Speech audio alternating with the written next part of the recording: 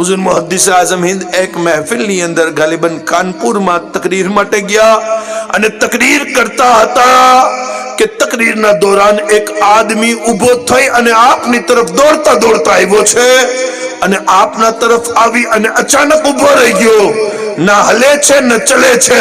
મુહદ્દિસ આઝમ હિંદ ખામોશ કે આ ભાઈને શું થયું, પછી ખંજર આપના કદમો ઉપર મૂકીને કહે છે હુજૂર માફ કરી દો। भाई शू थयु कीधु आपने कत्ल करवा माटे मैं सोपारी अने कॉन्ट्रैक्ट लीधुं तु, आपने कत्ल करवा माटे खंजर लई अने ऊभो थयो छुं।